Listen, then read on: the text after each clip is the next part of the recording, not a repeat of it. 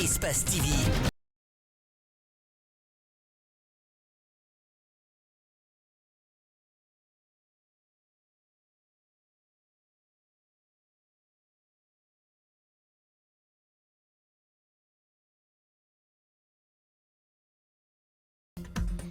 Merci d'être des nôtres. Bonsoir et bienvenue au 19h45. Au sommaire de cette édition, système de sécurité des données, la Guinée vers la création d'un document politique horizon 2022-2027. Pour y arriver, il se tiendra du 4 au 7 avril un atelier de validation du document stratégique national de cybersécurité. Et puis cas de viol à Cancan, une fillette de 13 ans a été étranglée puis violée par un inconnu. La victime en a perdu l'âme et son père demande justice.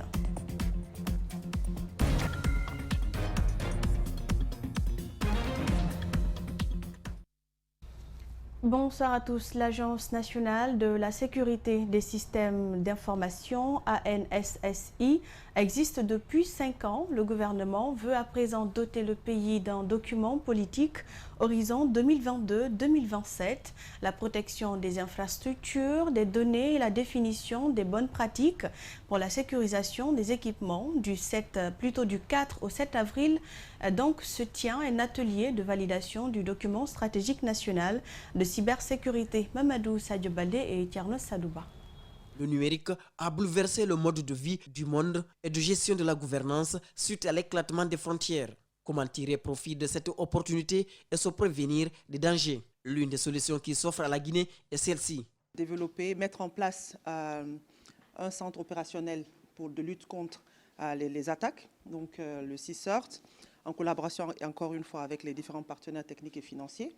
Ensuite, il y a la partie formation. Le besoin pour les États de concevoir des politiques, des stratégies permettant d'anticiper, d'avoir une veille stratégique autour de ces risques, de protéger les systèmes d'information et de communication, d'intégrer aussi une culture de cybersécurité.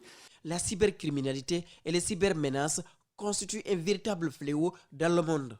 Pas moins de 6 milliards de dollars en termes de coûts se volatilisent dans les attaques. C'est pourquoi des données privées se retrouvent à la place publique, d'où l'impérieuse nécessité. Et donc il est important que nous soyons protégés, que nos enfants soient protégés, que nos machines soient protégées et que l'État ait des informations confidentielles parce qu'aujourd'hui, toute la guerre qui se fait aussi, c'est la guerre d'information.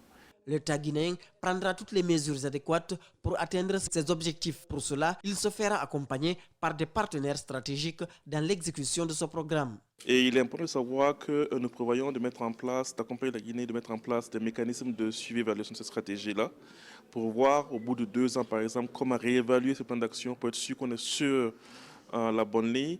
Aussi, il faut revoir ou rajouter des plans d'action, des actions, par exemple, pour améliorer encore plus la culture de cybersécurité de la Guinée. Avec cette validation de politique nationale de cybersécurité, la Guinée va améliorer son score dans l'indice de cybercriminalité. Mieux, les partenaires vont proposer au gouvernement les meilleures pistes de solutions dans la lutte contre les attaques. Un compte rendu de Mamadou Sadio Baldé. Autre fait de l'actualité, que reprochent les syndicats de l'éducation SNE et FSPE aux 2 centrales syndicales CNTG-USTG actuellement en négociation avec le gouvernement guinéen? Le SNE et le FSPE se disent victimes d'exclusion de ces négociations entre l'intercentrale syndicale et le gouvernement guinéen. Selon eux, ces syndicalistes n'ont ni la légitimité ni la légalité à échanger avec le gouvernement. D'ailleurs, ils prévoient de déclencher une grève générale dans les prochains jours s'ils ne sont pas associés à ces pourparlers. André Mossi Milimono Yacouba Traoré. Améliorer les conditions de vie des travailleurs, c'est l'objectif des négociations ouvertes il y a quelques jours entre l'intercentrale syndicale et le gouvernement guinéen. Absent à ces négociations, le syndicat de l'éducation SNE et FSPE dénoncent leur exclusion de ces pourparlers. Selon ce syndicaliste, les décisions issues de ces négociations ne les engagent pas. On dit tout ce qu'on fait pour vous, sans vous et contre vous. Les syndicats de l'éducation constituent la moitié des effectifs de la fonction publique, 50 857 enseignants sur 117 que constituent tous les fonctionnaires de la fonction publique. Le secrétaire général du SNE dit ne pas comprendre les raisons de cette exclusion. Il estime que ceux qui échangent avec le gouvernement n'ont ni la légitimité ni la légalité qu'il faut. Que Amadou Diallo et sa CNTG et autres, qu'ils soient capables de lancer un préavis ou bien un mot d'ordre de grève, ils seront complètement laminés par les travailleurs qui ne leur portent plus confiance. Ils n'ont aucune légalité ni aucune légitimité. Présente à ces négociations, Kadia Touba, qui représente l'USTG, affirme que ces sorties du SNE et de la FSPE n'ont pas de sens.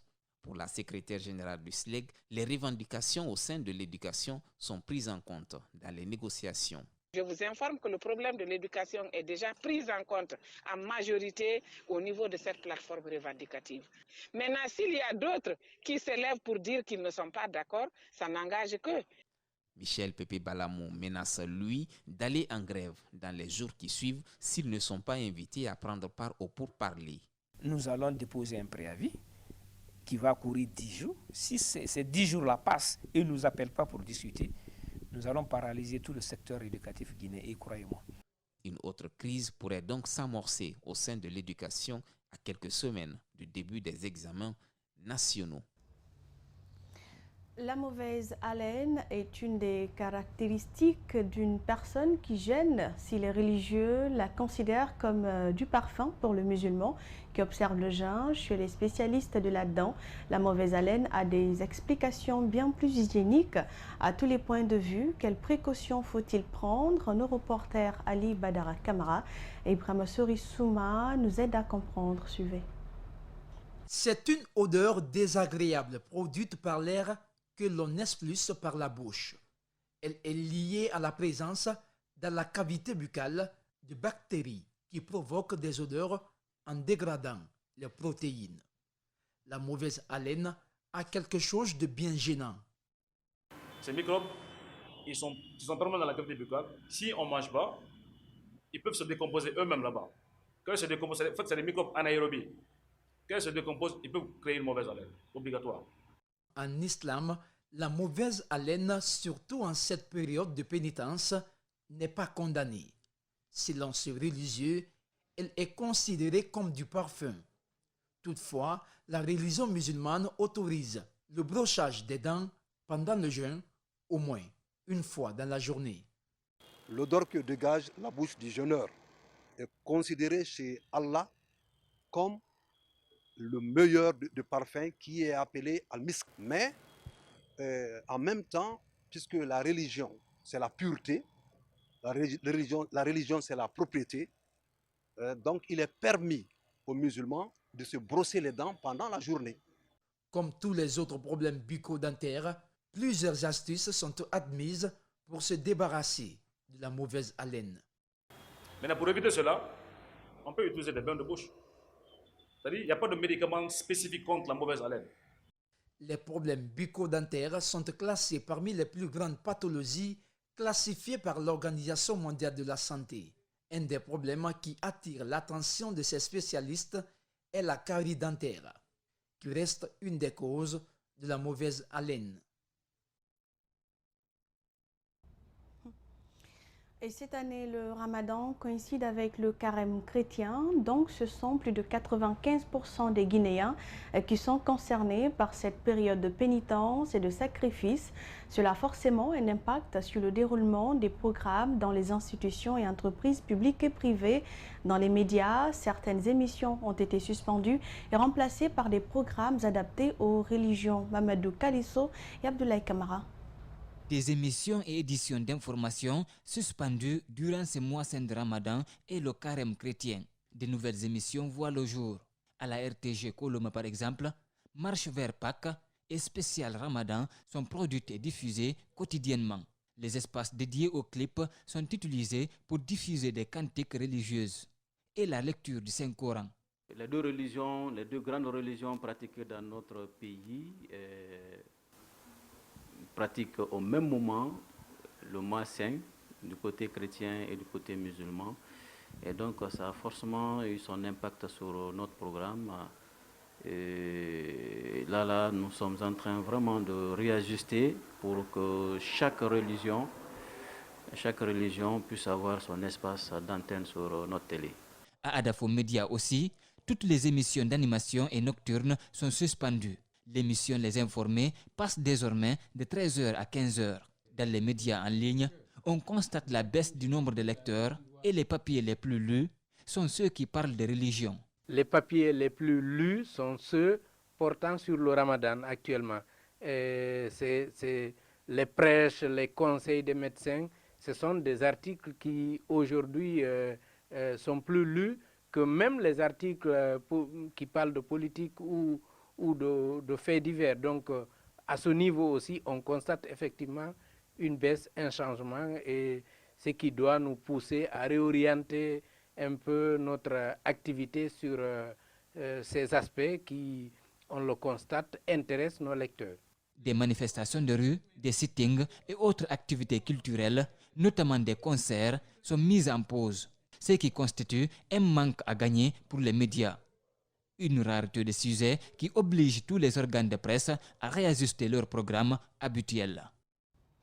Le livre s'invite à présent dans cette édition. La journée internationale du livre pour enfants existe depuis 1967. Elle est célébrée chaque 2 avril et à cette occasion, l'on se pose bien des questions. Les plus jeunes lisent-ils toujours autant en Guinée? Comment amener les plus petits à s'intéresser à la lecture dans un monde de technologie? Rosaline Gotemonimou et Aluba nous signent ce reportage. Lecture, titre, leçon ou. Le genou. La lecture est le b.a.-ba de l'instruction élémentaire. Ces élèves de la première et 3e année y sont déjà initiés. Je sais lire. J'aime la lecture. Les instituteurs de cette école, comme tant d'autres, sont confrontés aux difficultés d'initiation des enfants à la lecture. C'est le problème de lecture qui nous fatigue sur trop. C'est pourquoi on insiste trop sur la lecture et nous avons même écrit ces syllabes-là au tableau pour les pousser à faire la lecture. La lecture joue un rôle très important dans le développement psychomoteur et cognitif de l'enfant. Elle permet d'éveiller ses sens, de développer son imagination et stimuler son cerveau. Quand un enfant s'habitue à la lecture, il n'aura pas d'échec scolaire. C'est un enfant qui sera un adulte qui pense. Vous verrez qu'un enfant qui lit est complètement différent de celui qui ne lit pas, parce qu'il a la capacité de réfléchir plus que les autres. Responsable de la littérature de jeunesse aux éditions Harmattan Guinée, invite les parents à l'achat des livres pour leurs enfants. Il ne faut pas dire que si j'achète le livre à mon enfant, il n'a pas l'âge de le tenir, il va le déchirer. Nous avons plusieurs types de livres. Il y a des livres cartonnés qu'un enfant ne peut jamais déchirer. Et même si l'enfant le déchire, c'est de bonne guerre. L'idéal, c'est que l'enfant s'habitue au livre. Il faut noter que le 2 avril dernier, l'Harmattan Guinée a célébré la Journée internationale du livre pour enfants. L'objectif était d'attirer l'attention des uns et des autres sur l'importance du livre pour enfants et aussi faire des plaidoyers pour la réduction des coûts du livre. Et puis, autre sujet non reluisant, une fillette de 13 ans a été étranglée puis violée par des inconnus par un inconnu dans la nuit du samedi au quartier Bordeaux-Coco dans la commune urbaine de Cancan. Évacuée d'urgence à l'hôpital régional de Cancan, la fillette a rendu l'âme à mi-chemin. Sous le choc, le père de la victime demande justice.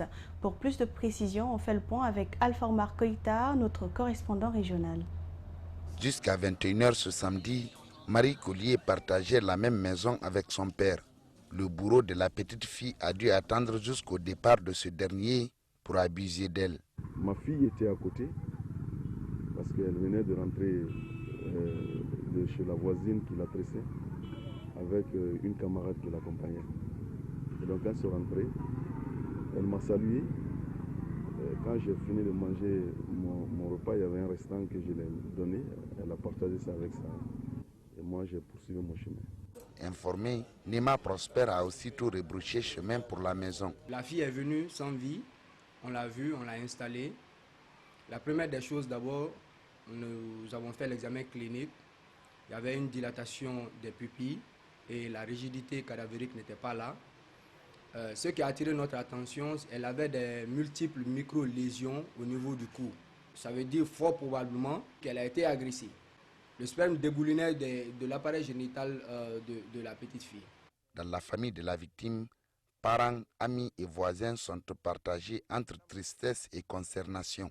Sous le choc, le père de Marie fonde son espoir sur la justice pour voir le bourreau de sa fille de 13 ans répondre de ses actes. Mon souhait, c'est que je souhaite vraiment que justice soit faite.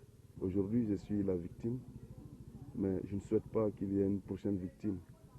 Parce que ce que je suis en train d'endurer, je ne pourrais le souhaiter à même mon ennemi, je ne pourrais le souhaiter ça. C'est trop difficile. En attendant, Marie Collier, élève de la 6e année, a regagné sa dernière demeure dans la soirée de ce dimanche au cimetière des chrétiens situé à Bordeaux, un des quartiers périphériques de la commune urbaine de Kankan. Retour à Conakry, les opérations de curage des caniveaux lancées de la cimenterie à Baïlobaya en février dernier par le gouvernorat de la ville de Conakry n'ont jusque-là pas porté fruit. Sur les lieux, le constat fait par nos reporters est réel. Les déchets ont toujours le pouvoir et vous allez le voir dans cet élément de Djena Bangora et Ibrahima Sori Sengsouma. Ils étaient là le 27 février dernier pour le lancement des opérations de curage des caniveaux du tronçon cimenterie Baïlobaya dans la commune de Doubreka. Un mois après le passage de l'équipe du gouvernorat, voici l'image de ce tronçon. Les caniveaux toujours submergés par les déchets. Commencez là-bas jusqu'à ici. Si vous mettez les choses là pour mesurer, ça ne dépasse pas 100 à 150 mètres. Mais les jours-là, ils sont venus ici, on est partis ensemble jusqu'à Baïlobaya. Il nous dit qu'il va venir pour ramasser tout ça là. Mais ça, c'est resté dans la parole. Pourtant, l'équipe du gouvernorat de la ville de Conakry, accompagnée des autorités de Doubreka, avait promis les bacs à ordures sur ce tronçon. Les citoyens ont longtemps attendu, mais en vain. Et c'est ce qui fâche de plus nos interlocuteurs. Oh, ils ont envoyé ça 2 jours, 3 jours. Depuis ça, on ne va pas. Donc, si les pluies est venu nous trouver ici, c'est le problème pour nous. Parce qu'il n'y a pas de passation de l'eau qui va venir, les pluies. Donc, or que... L'État ne paye pas les entrepreneurs. Parce que c'est l'État qui doit encourager les entrepreneurs à faire sérieusement, d'une manière sans risque, avec les contrats. Si les contrats sont bien ficelés, il n'y aura pas de problème.